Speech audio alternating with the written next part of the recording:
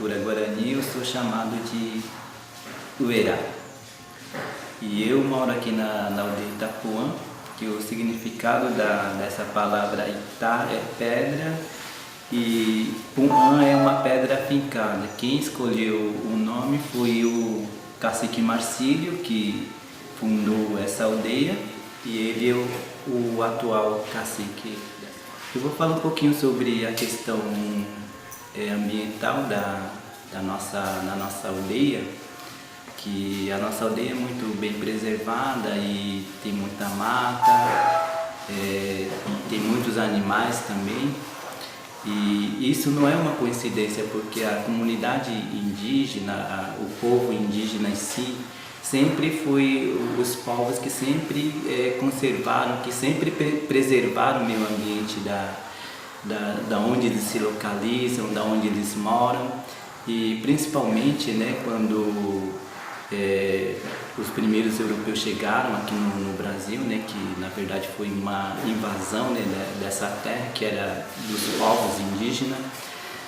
E quando eles chegaram, que eles chamavam também, os índios chamavam de Pindorama também, que era o nome para designar o Brasil também. E quando eles chegaram nessa terra, né, para eles era uma terra nova, né, que para nós, como nós indígenas, sempre achamos não, que essa terra sempre não é uma terra nova, sempre foi antigo, né, e sempre os nossos antepassados sempre já moravam nesse lugar. E quando eles chegaram aqui nesse local, desse país, né, que é o Brasil, e tinha muita mata, tinha muita variedade de animais e até mesmo de plantas também. A mata em si era muito bem preservado, e principalmente hoje em dia, né, pela grande ocupação, pelas grandes plantações, até mesmo pelo crescimento das cidades também, né, que essa Mata Atlântica, que é a vegetação natural que predomina. A Serra do Mar, por exemplo, diminui bastante, está em torno de 7%. Então, com essa estimativa, a gente vê que as comunidades indígenas sempre, né, preservaram e sempre preservam, até atualmente, nas aldeias que se encontram, a parte que a gente que encontra ainda é a Mata Atlântica, é muito bem preservada, principalmente no litoral sul, até mesmo aqui no Vale do Ribeira, né, a Mata Atlântica é bem presente, onde as comunidades indígenas moram, né. E também tem uma outra visão muito distorcida, né, da sociedade envolvente, né, que acham que as comunidades indígenas não preservam, que não têm conhecimento, que muitas vezes até mesmo órgãos governamentais que contestam a presença de comunidades indígenas em parques, né, que diz que o meio ambiente, para estar preservado, diz que tem que estar ausente da presença humana. Isso é uma visão totalmente enganosa, né? Então, é uma visão que é muito equivocada, né? Porque isso não é a verdade, porque as comunidades indígenas sempre estiveram. Nós, enquanto indígenas, né, pensamos diferente, que nós pertencemos à natureza, não inverso, né, que para a natureza estar preservada, ela tem que estar intacta. Isso é muito errado, né, da maneira de pensar dos indígenas. Nós indígenas sempre pensamos que a gente tem que estar inserido na natureza, preservando, cuidando, porque a gente depende muito dessa natureza. Se um dia não tiver mais água, se não tiver mais árvore, até mesmo, né, pequenos insetos, por exemplo, né, que a gente imagina que tem uma grande influência, né, na produção até mesmo de alimento, por exemplo, as abelhinhas, né, que é a peça muito fundamental para a sobrevivência em si de seres humanos, por exemplo, né. Então essa visão a gente sempre fortalece aqui nas aldeias, a gente ensina bastante as crianças também, para que possam continuar esse conhecimento para geração em geração, né? Porque a gente depende disso, né, para manter a vida na sociedade indígena, para a gente sempre pensar de como viver um pouco melhor, como a gente está com essa problemática também, né, de falta de água, porque esse é o impacto que o próprio ser humano faz, né, para que esse tipo de desequilíbrio ambiental venha acontecer. Então isso é uma parte que nós, enquanto comunidade indígena, pensamos diferente. Então a gente tem que respeitar, a gente tem que ver o ciclo da natureza, tanto é que para cortar uma árvore, por exemplo, tem uma série de conhecimentos que os mais velhos passam para os mais novos, né, que eu já passei por isso também. Para cortar uma árvore depende da lua também.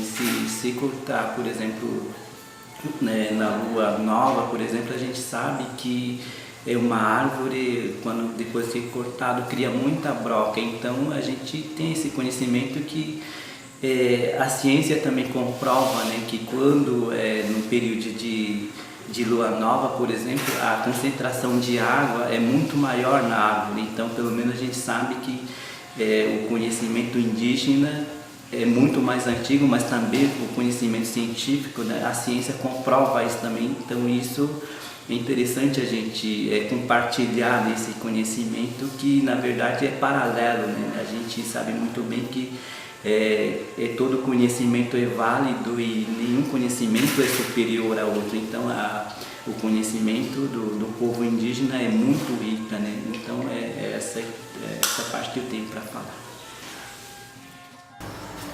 Então, sobre a questão do meio ambiente na aldeia, é tão importante como preservar, por exemplo, a nossa identidade.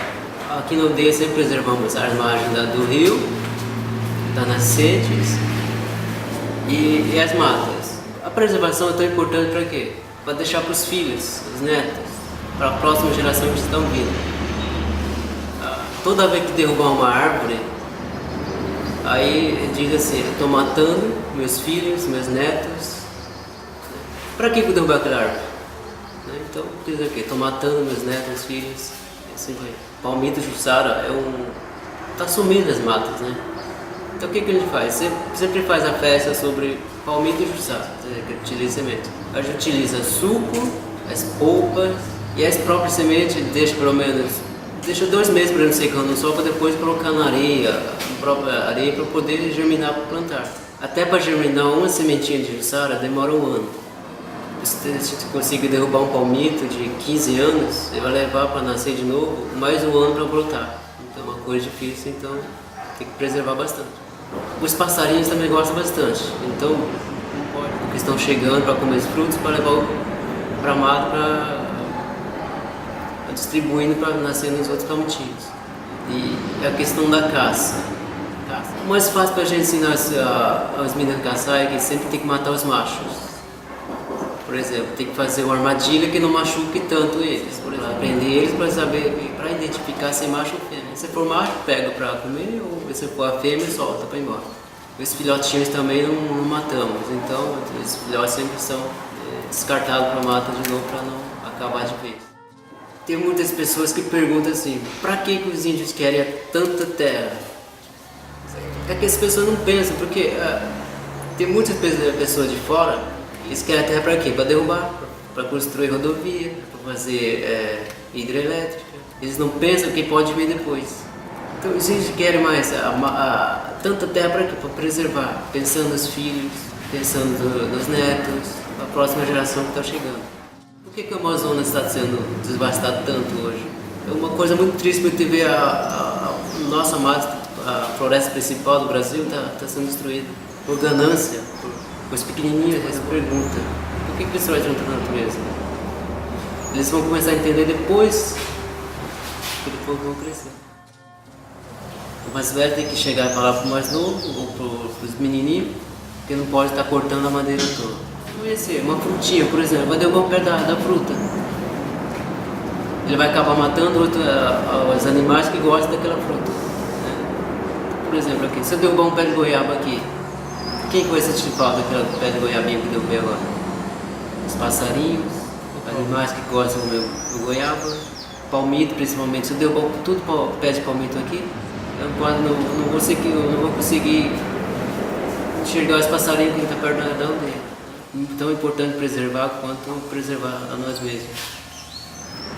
Quem destrói por exemplo, quem derrubar uma árvore agora, tá matando o quê? Os netos e os filhos. Então é isso.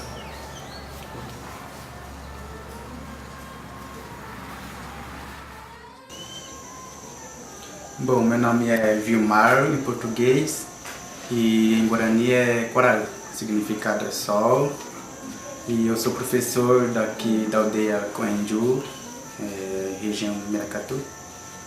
E eu vou falar sobre o meio ambiente na cultura indígena. Eu acho que nessa questão os indígenas, nós, todos os povos indígenas, eu acho que já contribui muito porque a nossa intenção, quando a gente vive na natureza, junto ao meio ambiente, a gente interagimos com a natureza, a gente já preserva, desde criança a gente já recebe os ensinamentos de como cuidar da natureza, preservar, reflorestar. Somos preservadores da natureza já porque a gente não pensa na questão financeira, a gente, como se diz, a gente só pensa, a gente só quer a nossa terra só para a gente sobreviver mesmo, a gente não pensa em desmatar, fazer prédio, a gente só quer sobreviver, a gente só precisa do ambiente para a gente fazer plantação, plantar, por exemplo, milho, a mandioca, amendoim. Eu acho que na questão do meio ambiente a gente já preserva muito e muitas vezes o branco, o povo não índio critica muito os povos indígenas porque pergunta por que os indígenas querem tanta terra se eles não fazem nada, não plantam. Exatamente isso, a gente não constrói nada no meio ambiente, a gente não destrói nada para construir casas, a gente só quer para plantar mesmo e eu acho que é isso, que a gente já preserva muito o meio ambiente por esse fato.